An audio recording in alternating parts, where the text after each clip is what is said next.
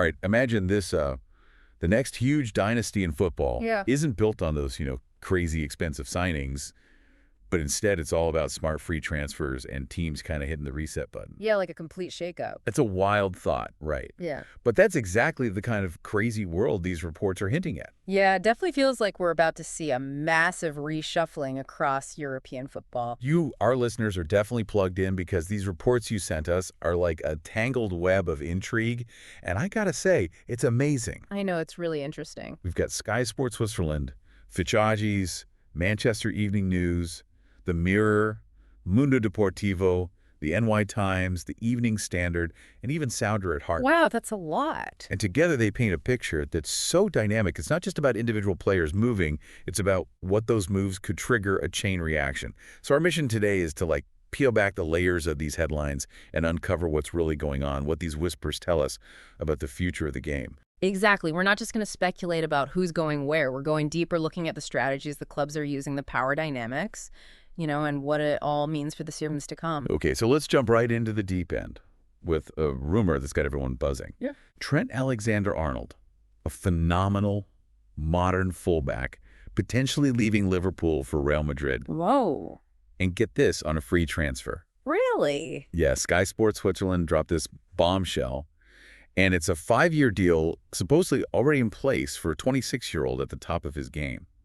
It almost feels like a glitch in the matrix of modern football, doesn't it? It really does. It challenges everything we think we know about transfer fees. A player like Alexander-Arnold, with his skill and influence available for nothing. That's a seismic shift.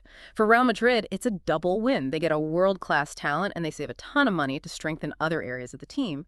But it makes you wonder about Liverpool. What's going on with their contract negotiations? And are clubs struggling to hold on to players whose value is so tied to their specific system?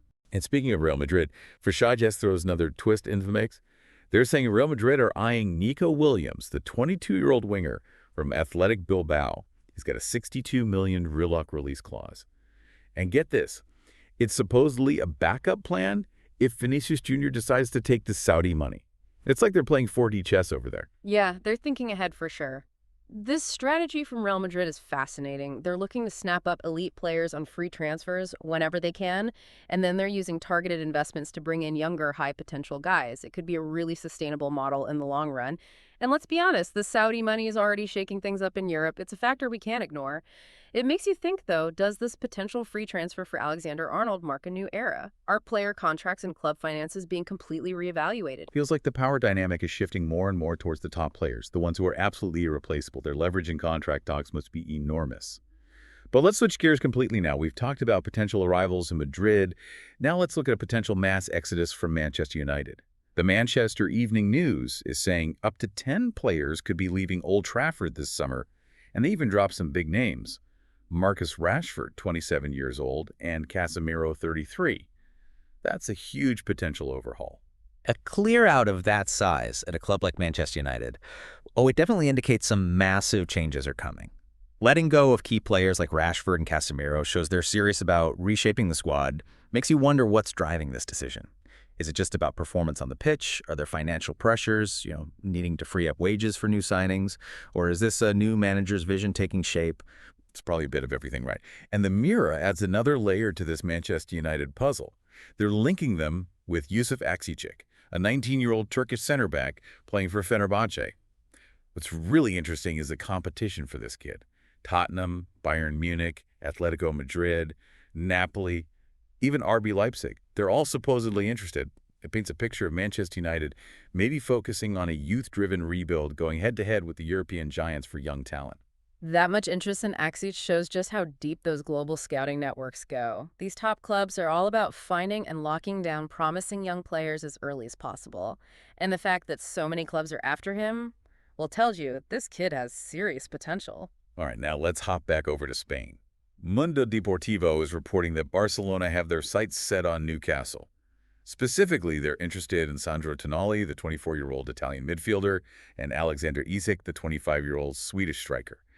Barcelona potentially snagging 2 key players from a Premier League rival. That would definitely shake things up. Absolutely. Tonali's a dynamic midfielder, and Isak's a real force up front. For Barcelona to be linked with both of them, it suggests they'd need to make a serious financial commitment, especially with Newcastle's ambitions and their recent investments. It makes you question Barcelona's financial situation right now and whether they can actually pull these deals off. It also makes you think about Newcastle. If they lose two of their biggest players, how do they reinvest and keep moving forward? It's a balancing act for a club's ambition versus financial reality. And while we're on the topic of Premier League futures, the Mirror has another interesting story. Jared Branthwaite, the 22-year-old English defender for Everton, is reportedly considering his options because both Manchester United and Liverpool are interested.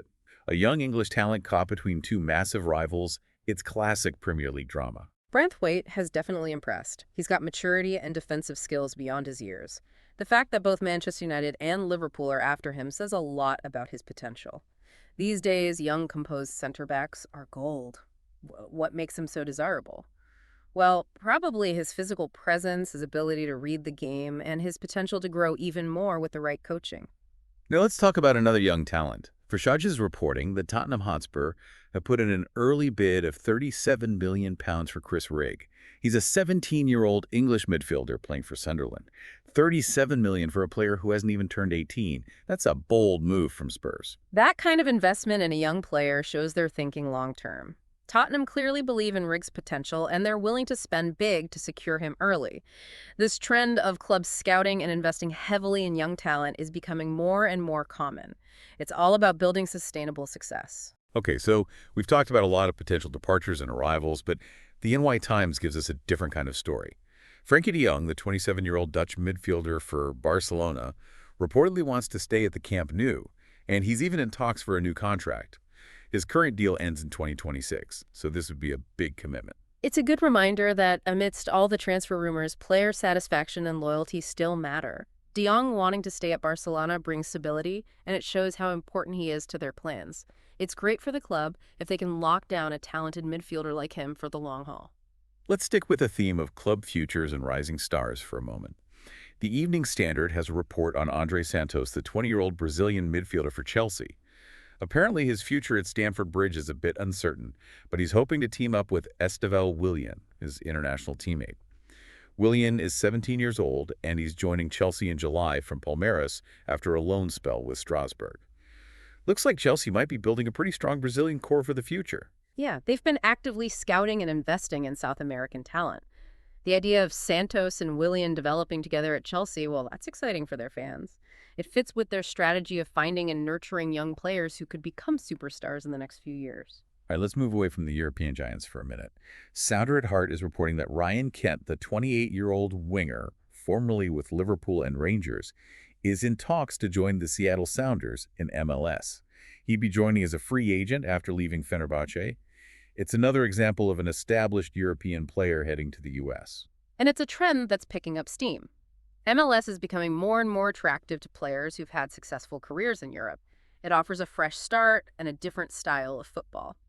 For MLS, these experienced players like Kent can really boost the league's profile and help develop homegrown talent.